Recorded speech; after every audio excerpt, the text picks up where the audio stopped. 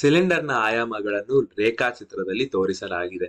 ನಾವಿಲ್ಲಿ ಈ ಸಿಲಿಂಡರ್ನ ಪಾರ್ಶ್ವ ಮೇಲ್ಮೈ ವಿಸ್ತೀರ್ಣ ಎಷ್ಟು ಅಂತ ಕಂಡುಹಿಡಿತೀವಿ. ಮತ್ತೆ ಪೈ ಇರುವ ಕಡೆ 3.14 ಅಂತ ಬಳಸಬೇಕು. ನಾವಿಲ್ಲಿ ಒಂದು ಸಿಲಿಂಡರ್ ತಗೊಂಡಿದೀವಿ. ಇದರ ಕೆಳಭಾಗ ಏನಿದೆಯೋ ಇದು ವೃತ್ತಾಕಾರವಾಗಿದೆ. ಈ ವೃತ್ತದ ತ್ರಿಜ್ಯ ಬಂದು 3 ಮೀಟರ್. ಮತ್ತೆ ಈ ಮೇಲ್ಭಾಗನೂ ಸಹ ವೃತ್ತಾಕಾರವಾಗಿದೆ. ಈ ವೃತ್ತದ ತ್ರಿಜ್ಯನೂ ಸಹ 3 ಮೀಟರ್. ಈ ಎರಡೂ ವೃತ್ತದ ನಡುವೆ ಇರುವ ಎತ್ತರ ಬಂದು 5 ಮೀಟರ್. ನಾವಿಲ್ಲಿ ಏನ್ ಕಂಡುಹಿಡಿಬೇಕಂದ್ರೆ ಈ ಸಿಲಿಂಡರ್ ನ ಪಾರ್ಶ್ವ ಮೇಲ್ಮೈ ವಿಸ್ತೀರ್ಣ ಎಷ್ಟು ಅಂತ. ನಾವು ಪಾರ್ಶ್ವ ಮೇಲ್ಮೈ ಅಂತ ಹೇಳಿದ ತಕ್ಷಣ ನಾವ್ ಇಲ್ಲಿಂದ ಈ ತಿರುವು ಏನಿದೆಯೋ ಈ ತಿರುವಿನ ಮೇಲ್ಮೈನ ನಾವಿಲ್ಲಿ ಕಂಡುಹಿಡಿಬೇಕು. ಈ ಮೇಲ್ಭಾಗ ಏನಿದೆಯೋ ಇದನ್ನ ಮತ್ತೆ ಈ ಕೆಳಭಾಗನ ಹೊರತುಪಡಿಸಿ ಈ ಮಧ್ಯದ ತಿರುವಿನ ಮೇಲ್ಮೈ ವಿಸ್ತೀರ್ಣ ಎಷ್ಟು ಅಂತ ಪಾರ್ಶ್ವ ಮೇಲ್ಮೈ ವಿಸ್ತೀರ್ಣ. ಇದಕ್ಕೆ ಸುಮಾರು ಸೂತ್ರ ಇರುತ್ತೆ. ನಾವ್ ಯಾವ್ದನ್ನ ಬಳಸ್ತೀವಿ? ಪಾರ್ಶ್ವ ಮೇಲ್ಮೈ ವಿಸ್ತೀರ್ಣ ಅಂತ ಹೇಳಿದ್ರೆ ಸುತ್ತಳತೆಗೆ ಎತ್ತರನ ಗುಣಿಸುವುದು. ಈ ಮಧ್ಯದ ತಿರುವಿನ ಸುತ್ತಳತೆಗೆ ಎತ್ತರನ ಗುಣಿಸಿದಾಗ ಬರುವುದೇ ಪಾರ್ಶ್ವ ಮೇಲ್ಮೈ. L is equals to P into H.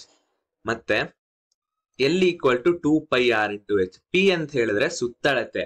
ಈ ವೃತ್ತದ ಇಲ್ಲಿರುವ ಈ ವೃತ್ತದ ಸುತ್ತಳತೆ ಏನಿರುತ್ತೋ ಇದು ಈ ಪಾರ್ಶ್ವ ಮೇಲ್ಮೈನ ಸುತ್ತಳತೆಗೆ ಸಮವಾಗಿರುತ್ತೆ. ಆದ್ದರಿಂದ ನಾವು ಈ ವೃತ್ತದ ಪರಿಧಿನ ನಾವಿಲ್ಲಿ ಬರ್ಕೊಂಡಿದೀವಿ, ಅದೇ 2πr. ನಾವಿಲ್ಲಿ ಏನ್ ಮಾಡೋಣ, ಇಲ್ಲಿ ಕಟ್ ಮಾಡೋಣ. ಕಟ್ ಮಾಡಿದಾಗ ಈ ಸಿಲಿಂಡರ್ ಏನಿರುತ್ತೋ ಇದು ಈ ರೀತಿ ಓಪನ್ ಆಗುತ್ತೆ. ನಾವಿಲ್ಲಿ ಕಟ್ ಮಾಡಿದೀವಿ. ಈ ಸಿಲಿಂಡರ್ ಓಪನ್ ಆದಾಗ ನಮಗೆ ಇಲ್ಲಿ ಒಂದು ಆಯತಾಕಾರದ ಪಟ್ಟಿ ಕಾಣಿಸುತ್ತೆ. ಇದರ ಎತ್ತರ 5 ಮೀಟರ್. ಇದರ ಎತ್ತರ ಏನಿದೆ ಇದು 5 ಮೀಟರ್ ಆಗುತ್ತೆ. ಮತ್ತೆ ಇಲ್ಲಿ ಅಳತೆ ಆಗುತ್ತೆ, ಅದೇ 2πr. ನಾವಿಲ್ಲಿ ಏನ್ ಬರ್ದಿದೀವಿ, ಈ ಆಯತದ ಸುತ್ತಳತೆನೂ ಸಹ ಲೆಂತ್ ಇಂಟು ಬ್ರೆಡ್ತ್ ಅಂದ್ರೆ 2πr ಗೆ ಎತ್ತರ ಗುಣಿಸಿದೀವಿ. ಇಲ್ಲಿ ನೋಡಿ 2πr ಗೆ ನಾವು ಎತ್ತರ ಗುಣಿಸಿದಾಗ ಬಂದಿರೋದೆ ನಮ್ಮ ಪಾರ್ಶ್ವ ಮೇಲ್ಮೈ ವಿಸ್ತೀರ್ಣ. ನಾವಿದನ್ನ ಬಿಡಿಸಿದಾಗ L equal to 2πrh. R ಅಂತ ಹೇಳಿದ್ರೆ ವೃತ್ತದ ತ್ರಿಜ್ಯ 3 ಮೀಟರ್. H ಅಂತ ಹೇಳಿದ್ರೆ ಸಿಲಿಂಡರ್ ನ ಎತ್ತರ 5 ಮೀಟರ್. 3 5 15, 15 2 30 ಪೈ. ಪೈ ಇರುವ ಕಡೆ 3.14 ಅಂತ ಬಳಸಬೇಕು. ಸೊ ಪೈ ಇರೋ ಕಡೆ 3.14 ಅಂತ ಬಳಸಿದೀವಿ. ಇದನ್ನ ಗುಣಿಸಿದಾಗ ಬರೋದು 94.2. ನಮ್ಮ ಉತ್ತರ ಬಂದು 94.2 ಮೀಟರ್ ಸ್ಕ್ವೇರ್. ಈಗ ನಾವು ಪಾರ್ಶ್ವ ಮೇಲ್ಮೈ ವಿಸ್ತೀರ್ಣ ಕಂಡುಹಿಡಿದಿದ್ದೀವಿ.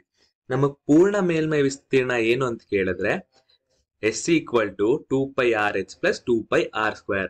S equal to ಪಾರ್ಶ್ವ ಮೇಲ್ಮೈ ವಿಸ್ತೀರ್ಣ ಪ್ಲಸ್ ವೃತ್ತಾಕಾರದ ವಿಸ್ತೀರ್ಣ ಎಷ್ಟು πr², ಮತ್ತೆ ಈ ವೃತ್ತಾಕಾರದ ವಿಸ್ತೀರ್ಣ πr². ಇದನ್ನ ಪಾರ್ಶ್ವ ಮೇಲ್ಮೈ ವಿಸ್ತೀರ್ಣಕ್ಕೆ ಕೂಡಿದಾಗ ನಮಗೆ ಪೂರ್ಣ ಮೇಲ್ಮೈ ವಿಸ್ತೀರ್ಣ ಅನ್ನೋದು ಸಿಗುತ್ತೆ.